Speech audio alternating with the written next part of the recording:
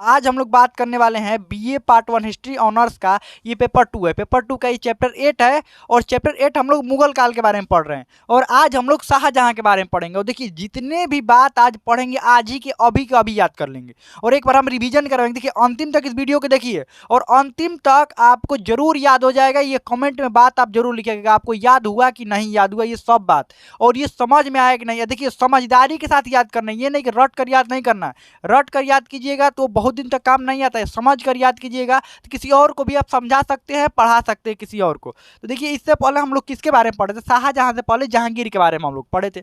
मुगल काल में, मुगल काल कहाँ से चालू होता है? बाबर से चालू होता है। बाबर, बाबर के बाद हुमायूं, हुमायूं के बाद अकबर, अकबर के बाद जहांगीर और जहांगीर के बाद कौन आता है? यही शाहजहां। जहांगीर की मृत्यु कब हुई? 1627 में। 1627 में जहांगीर की मृत्यु होती है और जहांगीर की मृत्यु होने के बाद राजा कौन बनता है? शाहजहां। अब शाहजहां का जो बचपन का नाम खुर्रम था आपको भी पता है। चलिए थोड़ा इसके बारे में थोड़ा समझते हैं। देखिए इसकी जन्म कब हुई थी? 5 फरवरी 1592 ईस्वी को। ये ऑब्जेक्टिव में पूछा जाता है, इसको ध्यान रखिएगा, कैसे याद नहीं करना है। देखिए और जितनी भी शाहजहां के साथ घटनाएं हुई ना, एक बात देखिएगा, ये सब फरवरी में हुआ है, ध्यान रखिएगा। फरवरी में 1592 याद रखिएगा। एक बार दो बार पढ़िएगा तो आपको याद हो जाएगा। 1592 में इसका जन्म हुआ था, कई बार पूछा जा चुका है, ये PYQ का क्वेश्चन है, ध्यान रखिएगा। आगे बढ़ते हैं। इसके पिता का नाम जहांगीर था, ये तो आपको पता ही होगा।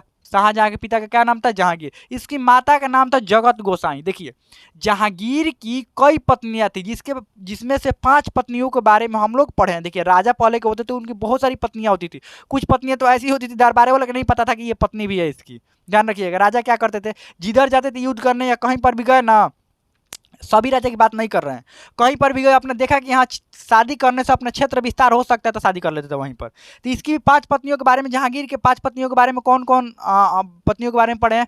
सबसे पहली पत्नी मानबाई, उसके बाद जगत गोसाई, रुखसाना बानो, सलमा बानो और नूरजहां। ध्यान रखिएगा, नूरजहां को लाडली बेगम भी कहा जाता है। ये 5 पत्नियों के बारे में हम लोगों ने पढ़ा था। तो ये जगत गोसाई, उसमें से जो जगत गोसाई थी, जगत गोसाई का ये पुत्र था कौन? शाहजहां था। ध्यान रखिएगा। बचपन का नाम इसका खुर्रम था, इसको ध्यान रखिएगा, ये मोस्ट इंपॉर्टेंट क्वेश्चन है। खुर्रम, बचपन का नाम शाहजहां का खुर्रम था। शाहजहां नाम सुनकर आपको लग रहा है कितना शांत होगा? नहीं, शाहजहां जब भी आप नाम सुनते हो लगता है कितना शांत होगा। शांत मत समझिए। खुर्रम, इसका नाम क्या था? खुर्रम। और खुर्रम से इसका नाम कैसे पड़ा? शाहजहां जब ये दक्षिण भारत जीता, दक्षिण भारत में गया था युद्ध लड़ने के लिए, और जब दक्षिण भारत जीत कर वापस आया, सब पढ़ाए हैं पहले, वापस आया तो जहांगीर ने खुश होकर इसको शाहजहां का, इसका नाम शाहजहां रखा। ध्यान रखिएगा। आगे बढ़ते हैं। जब मृत्यु हुई 1627 में मृत्यु हुई इसकी जहांगीर की मृत्यु हुई, तो जहांगीर की मृत्यु के बाद ये आपस में ये भाई लड़ गए। देखिए इससे पहले मुगल शासकों में जितने शासक बने हैं, कोई भी आपस में सत्ता के लिए नहीं लड़ा है। ध्यान रखिएगा, कोई भी सत्ता के लिए नहीं लड़ा है। हुमायूं को भाई थे तो हुमायूं ने क्या किया था? अपने भाइयों में बंटवारा कर दिया था, जो भी साम्राज्य का हिस्सा था बंटवारा कर दिया। इससे पहले कोई भी आप लड़ते हुए नहीं देखेंगे, चाहे अकबर को देख लीजिए या किसी को भी, या जहांगीर को भी देख लीजिए या हुमायूं को देख लीजिए, किसी को आपस में भाई में लड़ते हुए नहीं देखेंगे। लेकिन यहाँ पर हुआ था लड़ाई। शाहजहां पहला ऐसा, आप इसको नोट कहीं पर भी, अगर आप नोट, ये तो नोट्स बना ही रहे होंगे, नोट में करके लिख लीजिएगा। शाहजहां पहला शासक था जिसने, मुगल काल का शाहजहां पहला शासक था जिसने सत्ता के लिए अपने ही भाई से लड़ाई किया। ध्यान रखिएगा। अब ये अपना भाई, इसका भाई कौन था? इसका भाई, इसका नाम था शहरयार। ध्यान रखिएगा, शहरयार। अब शहरयार जो था, वो शहरयार को शासक बनाना चाहता था। कौन बनाना चाहता? एक लाडली बेगम जिसका नाम था नूरजहां।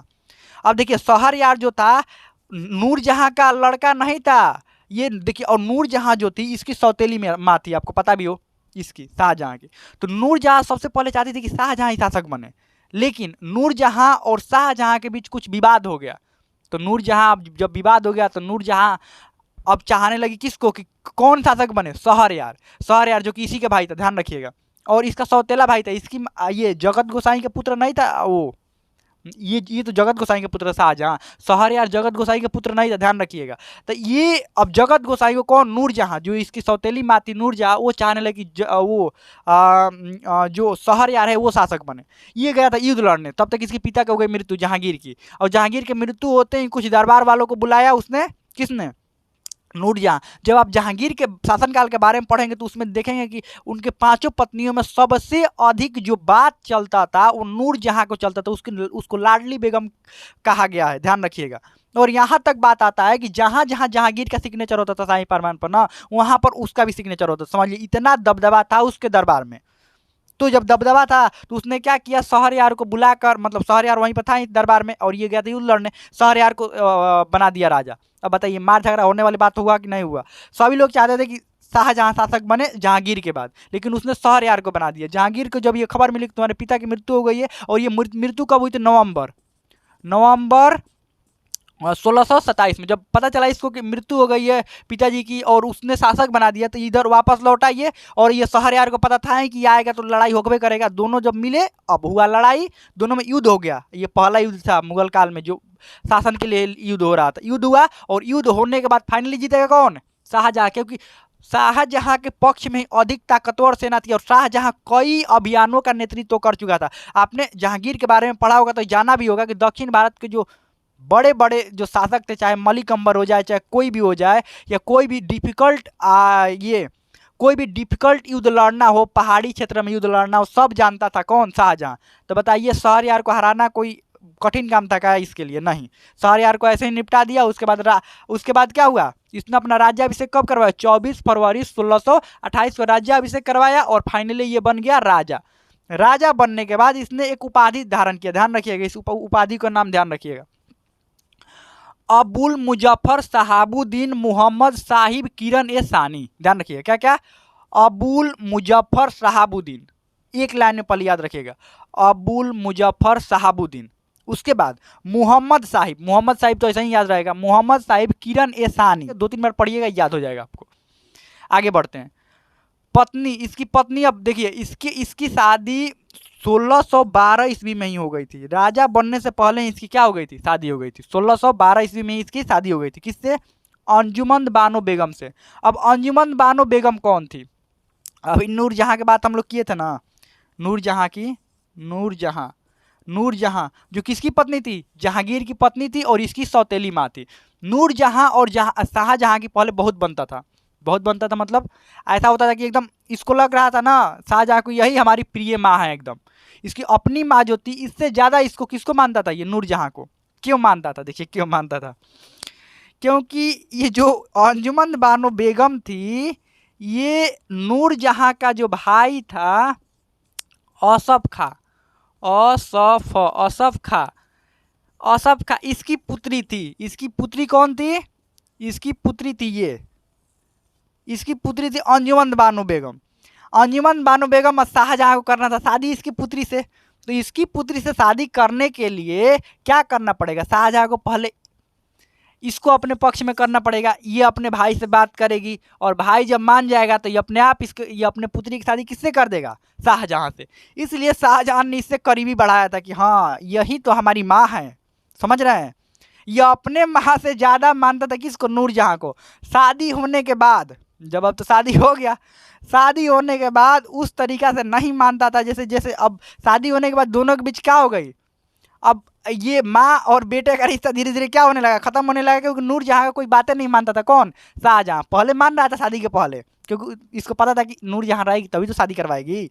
अब क्या हुआ, शादी होते ही ये सब बात मानना छोड़ दिया, दोनों में पड़ गया दरार। तब तक नूरजहां को ये बात धीरे धीरे पता चलने लगा कि ये हमारी बातें क्यों मानता था। इसको ये समझ में आ गया कि अरे ये तो शादी करने के लिए, इसकी पुत्री से शादी करने के लिए बस ये था।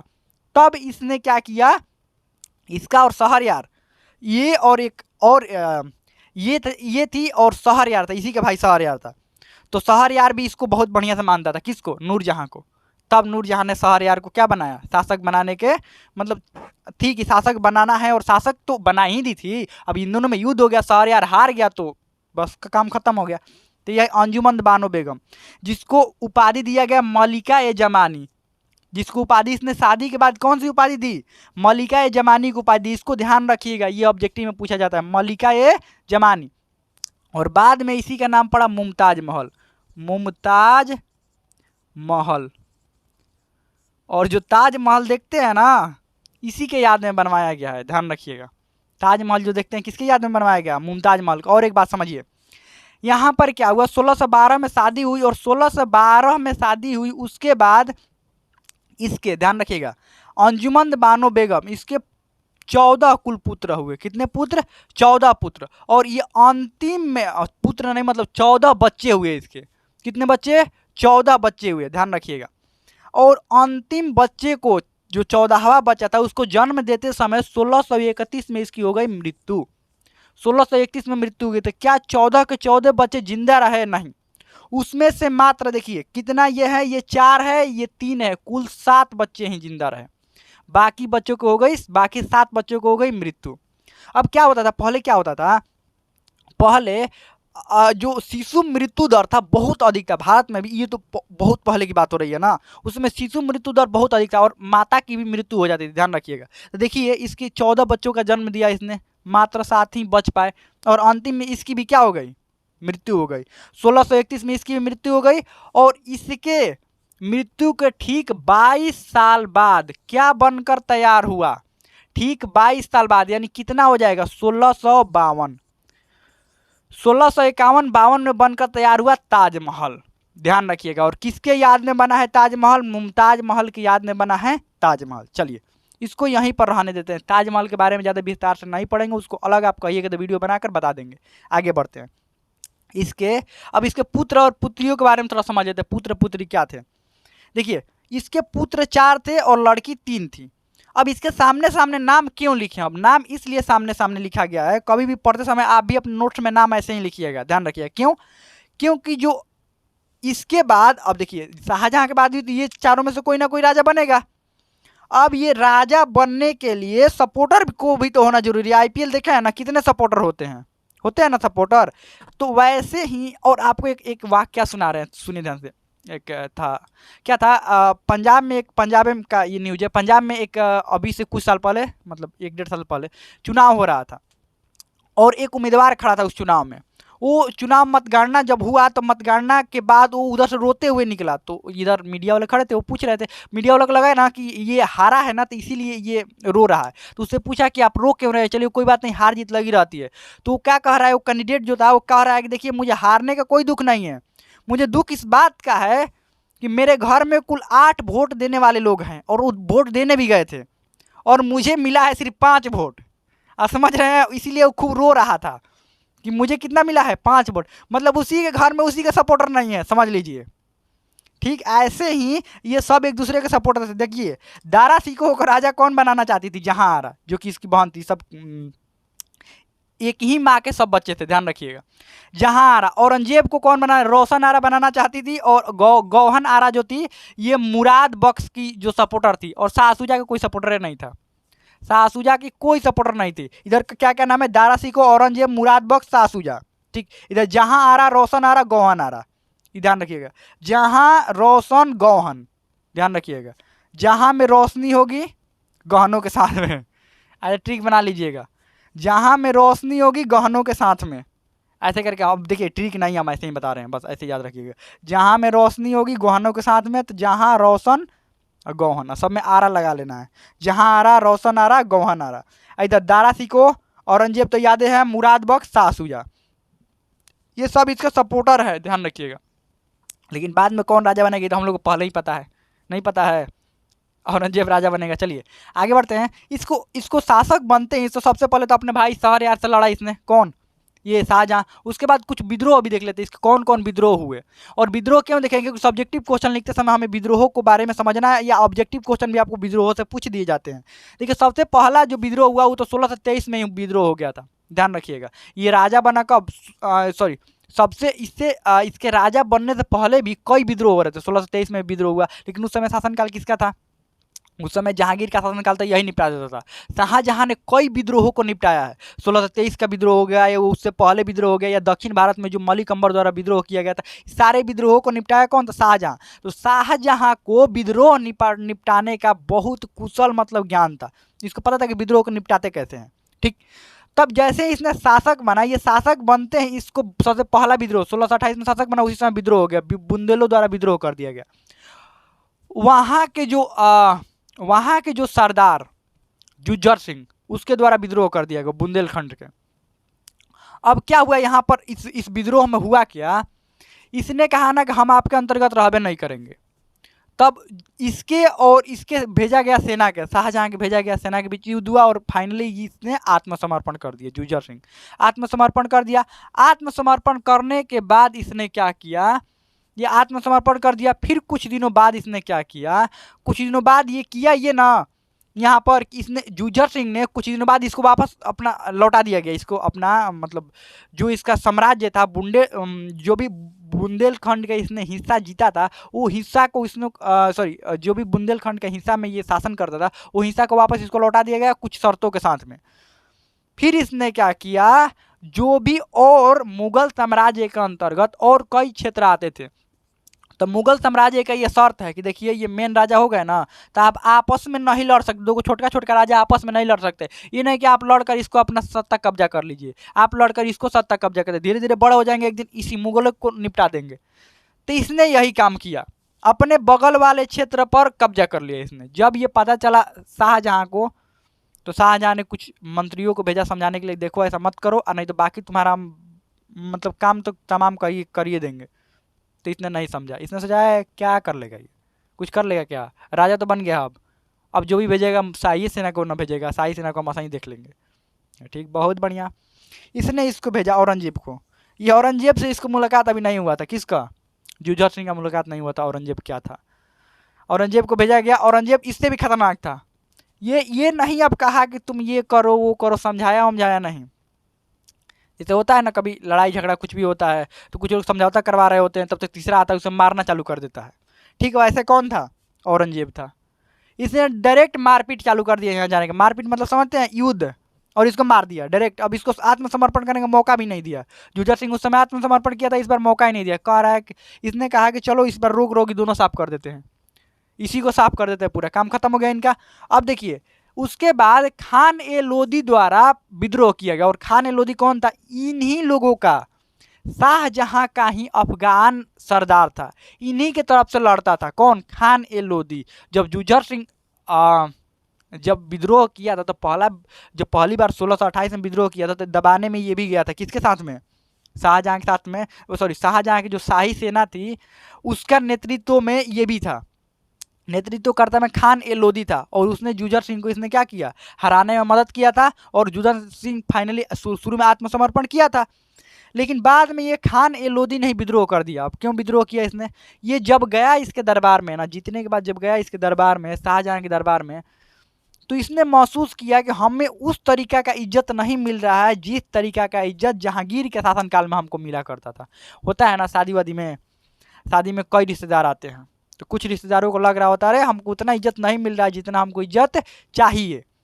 और उसके बाद फाइनली क्या होते हैं, जब देखते हैं कि बारात आने वाला है या तिलक वाला आने वाला है, ऐसा करके कुछ वो होने वाला होता है, बड़ा फंक्शन हो, उसी समय झगड़ा कर देंगे, अपने में झगड़ा कर देंगे और सबको बता देंगे कि यहाँ से घर से निकल रहे हैं, समझ रहे हैं। उसी समय गुस्सा होकर घर से जाने लगेंगे। और ऐसा नहीं कि अकेले में साइड वाला पीछे से दरवाजा है निकल जाए, नहीं, पूरा भीड़ से होते हुए जाएंगे कि हाँ हम जा रहे हैं, हमको रोको। आप समझ रहे हैं, ऐसे ही होता है कि हम जा रहे हैं, हमको क्या करो, रोको। तो 10 को लोग रोकने के लिए पीछे जाने लगता है, रुकिए रुकिए क्या हो गया क्या हो गया, समझाते हैं। ठीक है, ऐसे ही हुआ इसके साथ में। तो ये फाइनली ये क्या हुआ, दरबार में गया तो इसको इज्जत नहीं मिला और सबको बता कर निकला कि अब इन लोगों को हम क्या करेंगे, नहीं छोड़ेंगे। किनको, इन मुगलों को हम नहीं छोड़ेंगे। तब तक पता चल गया किसको, शाहजहां को। शाहजहां ने कहा कि बताओ इसको इतना इज्जत दिए, कह रहा है छोड़ेंगे नहीं। पीछे से सेना लगा दिया इसकी, पकड़ो उसको, पकड़ कर लेकर आओ। और तब तक इसके पास इन्फॉर्मेशन पहुंच गया कि मुगलों की सेना तुम्हारे पीछे क्या हुई है, पड़ी है। अब ये भागने लगा, लेकिन भागते भागते कितना भागोगे, मुगलों की सेना के हाथ फाइनली लग गया और इनको क्या कर दिया गया। ये जहां औरंगजेब रहेगा समझ लीजिए निपटाने में देर नहीं करेगा, निपटा दिया। ये औरंगजेब क्या था, रोग रोगी दोनों साफ कर देता था कि अब ये रहेंगे नहीं, इसमें दया की भावना कोई थी ही नहीं। ध्यान रखिएगा। तो चलिए, हमें लगता है समझ में आ गया होगा। इसके बाद आगे हम लोग अगले भाग में पढ़ेंगे। इसमें कोई भी डाउट हो, कोई भी क्वेश्चन हो, आप कमेंट में पूछ सकते हैं। हमें तो समझ में आ गया होगा।